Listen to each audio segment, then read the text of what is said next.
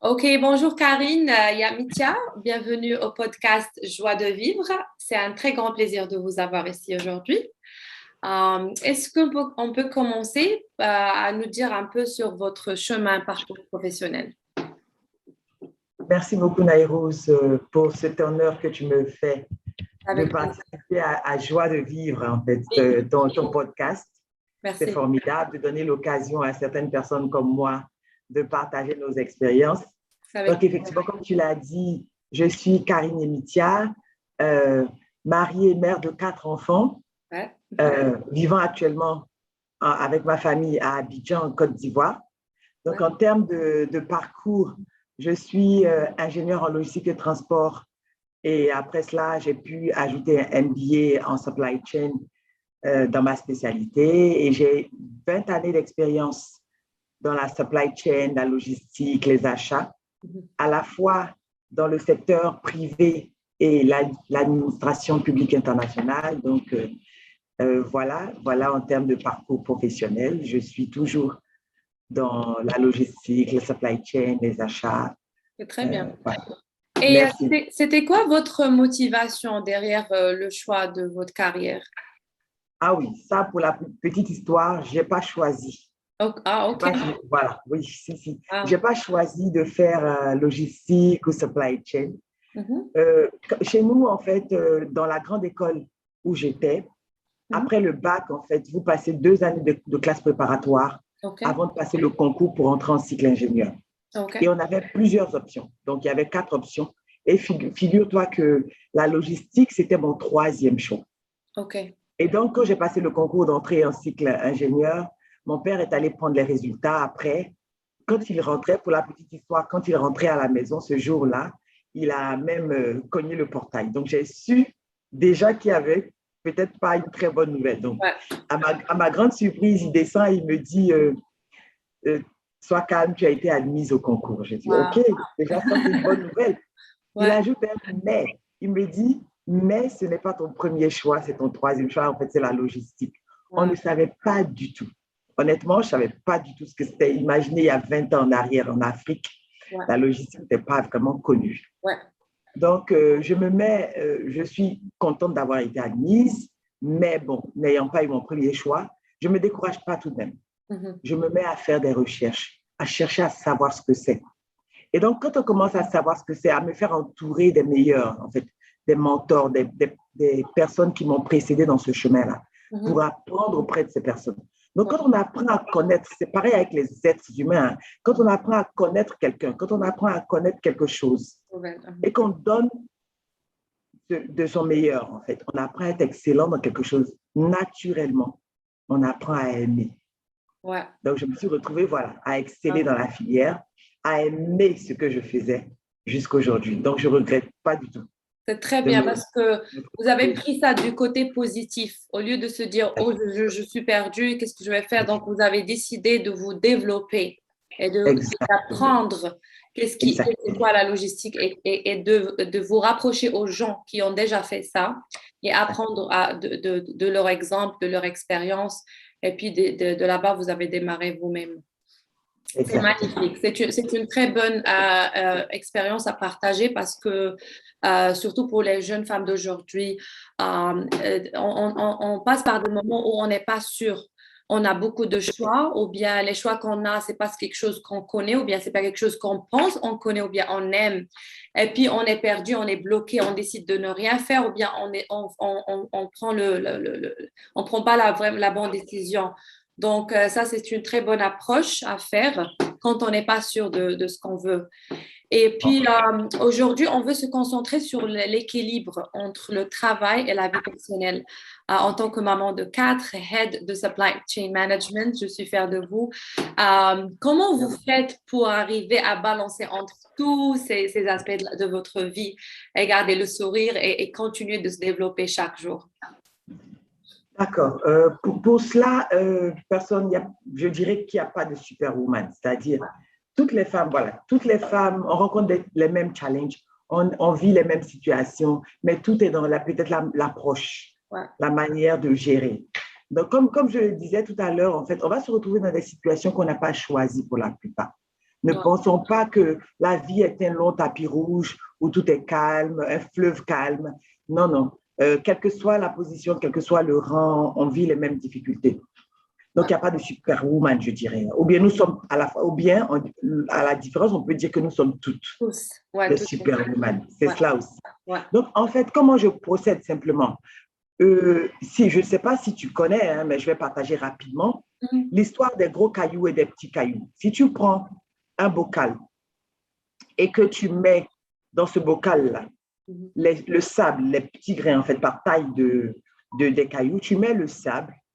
Après, tu mets les cailloux moyens, tu n'auras pas de place pour mettre les gros cailloux. Alors que si tu procèdes à l'inverse, tu prends le même bocal vide, tu mets les gros cailloux. Après, dans les petits trous, tu auras la possibilité de mettre les cailloux moyens. Et à la fin, tu pourras même verser le sable qui va se glisser et remplir le bocal. Ça représente, en fait, ces cailloux-là représentent les priorités dans la vie. OK. Dans la vie, il faut savoir classer. Il ne faut pas mettre d'abord le sable qui représente les petits soucis de tous les jours. Il faut prioriser. Priorité, les gros cailloux représentent tes priorités principales. Moi, dans mon cas, pour revenir, pour être très pratique, dans mon cas, ma priorité numéro 1, c'est ma foi. Ma priorité numéro 2, c'est ma famille. Donc, tous mes choix, mes grandes décisions sont orientés de la sorte. C'est-à-dire, je commence par savoir si ce que je veux faire est en phase et aligné avec ma foi et ma famille. Si c'est quelque chose qui va venir empiéter sur ma vie familiale, qui par ricochet à la longue va même affecter négativement ma vie familiale, je ne choisirai pas. OK. Même si on me dit qu'il y a beaucoup d'argent ou que ceci ou cela. Ouais. Par exemple, j'ai été effectivement pendant 6 années chef de division supply chain à l'Union africaine. Ouais. Je suis partie en Éthiopie parce que je suis ivoirienne, actuellement vivant en Côte d'Ivoire, mais j'étais en Éthiopie avec mes enfants. Mon mari n'a pas pu aller s'installer en Éthiopie. Mais cette année, après 6 années, c'est-à-dire après un bon calcul, ayant atteint nos objectifs, j'ai décidé de revenir en Côte d'Ivoire. Donc, j'ai laissé cette opportunité.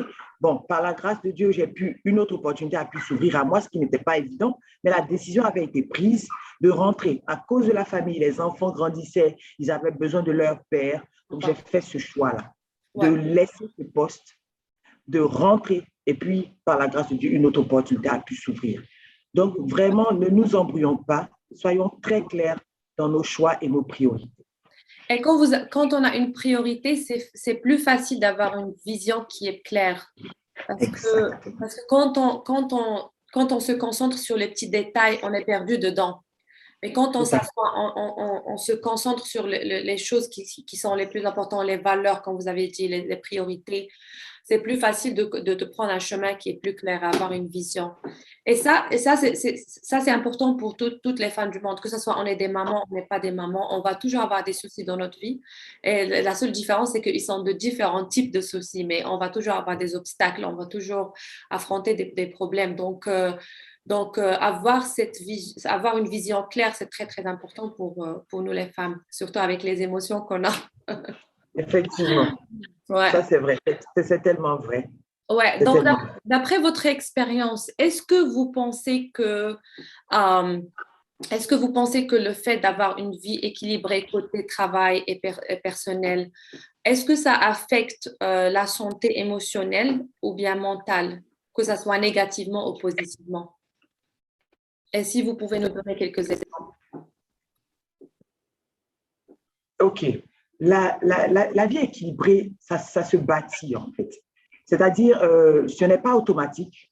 Comme tu l'as si bien dit, rien, on n'a pas une vie qui coule de source, où tout va bien, on se lève le matin, tout est prêt. Non, non. Et donc, par rapport à ça, on a Gallup, Gallup, Gallup, qui a fait une étude internationale qui a montré que, c'est une étude sur 2 millions de personnes, qui a montré que dans la vie professionnelle, on a seulement 15% des gens qui vivent une vie professionnelle épanouie. Ce qui signifie que 85% des gens sont malheureux au travail. Donc, il y a plusieurs raisons.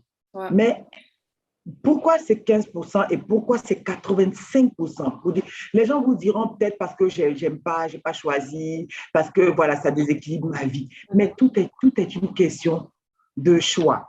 C'est-à-dire, on ne va pas se retrouver dans des situations préparées, parfaites. Je veux faire ceci, donc je le fais et ça réussit. Non. Mais il vous revient de bâtir votre propre bonheur, de pas bâtir votre propre et votre propre développement personnel, votre propre réussite, comme vous pouvez l'appeler, votre propre épanouissement. Donc, ça passe déjà par la gestion du temps. Donc, les émotions qu'on vit, comme tu dis, bien sûr que ça affecte quand ça ne va pas au travail ou quand ça ne va pas à la maison. Quel que soit là où ça ne va pas, ça vous déphase, ça vous déséquilibre. Donc, il faut arriver, par exemple, déjà à gérer le temps. Je dirais qu'en Europe, on dit que c'est beaucoup plus difficile qu'en Afrique, ou bien en Occident, aux États-Unis, Aux là où tu es. États-Unis, oui, bien sûr. Voilà, que c'est beaucoup plus difficile qu'en Afrique, parce qu'en Afrique, on se fait accompagner, on a des gens pour nous assister. Tout le monde, déjà, il faut savoir que les difficultés ou les problèmes sont différents, mais il en existe. En Afrique, les gens nous diront que de plus en plus, on a du mal à trouver du personnel de maison et du personnel de maison fiable. Ouais. C'est tout ça, hein? Oui, bien sûr. Donc, même s'il y a des difficultés, il faut gérer aussi ses humeurs. Cette personne qui vient dans la maison ne connaît pas votre culture, ne connaît pas vos habitudes. Ouais. Il faut gérer aussi ses humeurs. Donc, ça fait que c'est comme au travail, on gère des fois les humeurs de nos collègues. À la maison, encore, il faut gérer les humeurs même de son personnel de Ouais. maison. Oui, Donc, bien ce sûr. n'est pas évident à quelque niveau que ce soit. Ouais. Arriver à prioriser, arriver à bien gérer son temps. Gérer son temps, on a une astuce, hein, on a un tips qui est Eisenhower Matrix, la matrice de Eisenhower, qui encore vous permet de prioriser, mais dans le quotidien. Là, j'avais parlé de la gestion générale, hein, avec les gros cailloux, les petits cailloux, les priorités, les valeurs. Mais là, dans le quotidien, aujourd'hui, je me lève. Qu'est-ce que je fais? Qu'est-ce qui est important dans la journée pour arriver à mieux contrôler mes propres émotions? Parce que si je me mets à gérer ce qu'il ne faut pas, je vais me retrouver à la fin de la journée frustrée, fatiguée pour rien, n'ayant pas atteint mes objectifs. Donc, je donne cette astuce-là. Vous pouvez, ceux qui m'écoutent peuvent googler et puis voir voilà, comment appliquer la matrice de Eisenhower au quotidien pour mieux contrôler ses émotions. On peut ajouter ça dans la description, le box on peut décrire ça et puis ajouter des links pour que les gens puissent trouver ça en ligne. Et puis, oui, bien sûr, parce que la réflexion et la communication interne est très importante. Quand on ne communique pas avec nous-mêmes, on se réveille comme ça et on veut passer la journée juste comme ça au hasard. Même si on a un bon jour, on est un peu perdu émotionnellement. Donc, cette connexion est très, très importante. Quelque chose qu'on ne savait pas quand on était petit. On n'a pas appris ça.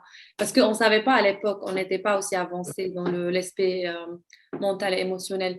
Alors, est-ce que vous pensez que tout ce que vous faites au travail ou bien dans votre vie professionnelle, ça impacte votre vie de famille, que ça soit positivement ou négativement? C'est-à-dire, comment vous arrivez à ramener la positivité ou la négativité de votre travail à la maison ou bien vice-versa? Est-ce que vous arrivez à détacher tes émotions, que ça soit du travail à votre foyer ou bien de votre foyer à votre boulot? OK. Certains diront que oui, il faut avoir carrément deux vies, en fait, la vie professionnelle et la vie personnelle. Moi, je dirais que non, c'est la même personne. Ouais. C'est-à-dire, je suis la même personne, voilà, au travail et à la maison. Pourquoi? Parce que, bien sûr que l'un des aspects affecte l'autre. Ouais. Il est difficile de dissocier, mais c'est surtout dans la gestion du temps qu'il faut faire la différence. Okay. Être la même personne, ne pas avoir deux visages, être soi-même, que ce soit à la maison ou au travail, et puis bien gérer son temps. J'évite. Ce qui est clair, c'est que j'évite de ramener du boulot à la maison. Sauf que maintenant, on parle de télétravail. Ouais, ouais. on parle de télétravail, on travaille depuis la maison. Mais à partir d'une certaine heure, donner du temps en fait à ses priorités. Il est temps de m'occuper des enfants, de donner du bonheur, de passer des temps de qualité, comme on appelle, passer du temps de qualité avec les enfants. Un programme est fait, il ne faut pas que ce soit remplacé par une autre activité, par exemple le travail, déborde et empiète sur la vie de famille, par exemple. Donc, c'est une très bonne organisation, voilà, en termes de gestion du temps, être assez rigoureux, assez rigoureuse à ce niveau-là, pour accorder du temps, à passer du temps de qualité. Ouais. Oui, bien sûr, parce qu'il n'y a pas une formule on peut prendre et utiliser pour avoir une vie équilibrée et la vie en rose, parce que c'est ça ce qu'on arrive, des fois on n'arrive pas à comprendre dans le monde de social media, parce que il te pose un problème et puis il te pose une solution et tout le monde doit utiliser cette solution et puis devenir content, quoi. Mais on peut pas, c'est pas comme ça qu'on peut avancer dans notre vie, parce que chaque foyer, chaque personne est différent. Chaque culture, même les trucs qui se passent, par exemple, même si on est dans le même pays, en grandissant au Maroc, je vivais dans un quartier où chaque foyer a une culture, même si on a une culture générale, chaque fois une culture, des valeurs différentes, la manière dont les parents pensent et les enfants pensent est différente des autres. Donc, il faut penser toujours à tout. Quand on se développe, il faut qu'on soit authentique, parce que ce qui marche pour toi, et je ris parce que je suis en train de tutoyer et vous voyez en même temps parce que l'habitude. Voilà, donc oui, donc ce que je disais, c'est que il faut être authentique dans le sens que ce que je fais, moi je vais avoir des priorités, je vais gérer mon temps, mais je vais le faire à ma façon, parce que ça, c'est ce qui va travailler pour moi et pour ma famille. Pas parce que cette personne, elle fait celle-là, je vais faire comme elle. Je vais juste prendre les stratégies ou bien les techniques que cette personne utilise, et puis je vais essayer de les appliquer à ma manière en se basant sur ce qui se passe chez moi, quoi. C'est ça? Ça, exactement, Narous. Très bien. J'ai vu une vidéo dont vous parlez de l'amour au travail, ce qui m'a vraiment intéressée, parce que la plupart des vidéos qui passent à propos de la carrière ou bien du boulot, ça, c'est plus comment être professionnel, comment négocier le salaire et tout cela. Mais votre vidéo, c'était vraiment spécial. Donc, est-ce que vous pouvez parler un peu sur ça? D'accord, ok. Effectivement, là, le thème, c'était est-ce qu'on peut aimer ses collègues, aimer son environnement de travail? Je parle de l'amour agapé. Je vais, voilà, aimer quelqu'un, l'être humain, accepter l'autre. Voilà, c'est vraiment ça. C'est ce que j'avais mis en évidence. Parce qu'effectivement, au travail, on a l'impression que les gens ont l'habitude de dire qu'on a deux vies, en fait. La vie personnelle, la vie professionnelle. Et moi, dans mon développement professionnel, dans ma carrière, j'ai constaté que accepter l'autre fait vraiment beaucoup de différence, comme soi-même. C'est-à-dire, plutôt que de prendre les gens sur un plan purement technique, c'est-à-dire, je vais au travail, on parle de résultats uniquement, et on oublie le vécu de la personne, on oublie les challenges personnels que cette personne-là vit, les difficultés, par exemple, par lesquelles elle vit, sa vision, ses objectifs personnels, pour pouvoir mieux l'accompagner. Quand on est à l'écoute des gens, on obtient beaucoup plus, on obtient beaucoup mieux. Et même quand, comme je dis, même quand on a des gens atypiques, comme j'aime les appeler, je ne dirais pas des ennemis, je ne dirais pas, voilà, des adversaires ou des concurrents, non. Je dirais des personnes atypiques, en fait, des personnes différentes de nous. Il faut arriver à chercher à comprendre ces personnes et les accepter. Et donc, quand on est dans cette logique d'aimer son prochain comme soi-même, d'accepter l'autre, on comprend mieux et on aide les gens, ceux qui sont en difficulté, à grandir, et ils vont vous donner, ces personnes autour de vous vont, je vous assure, arriver à vous donner le meilleur, et finalement, vous atteindrez, même vous dépasserez les objectifs fixés par l'entreprise. Donc, c'est vraiment ce que je partage parce que je l'ai vécu. Ouais. Je l'ai vécu, par exemple, quand je suis partie en Éthiopie, étant de l'Afrique de l'Ouest. Je ne connaissais pas vraiment la culture de l'Afrique de l'Est. Je suis arrivée, j'ai appris à comprendre les gens. Quand je dis comprendre, ce n'est pas justifier tout, non, mais c'est à les accepter tels qu'ils sont, comprendre leur arrière-plan, leur background, et puis les accepter. Et vraiment, j'ai été acceptée par le peuple éthiopien qui m'a adopté. Et vraiment, on a pu atteindre des objectifs très facilement. Pourtant, d'autres managers vous diront le contraire. Ouais. D'autres managers, voilà, ont vécu des moments beaucoup plus difficiles que moi. Moi, c'est allé plus facilement parce que j'avais basé sur l'acceptation et l'amour du prochain. Votre mindset et attitude a fait la différence.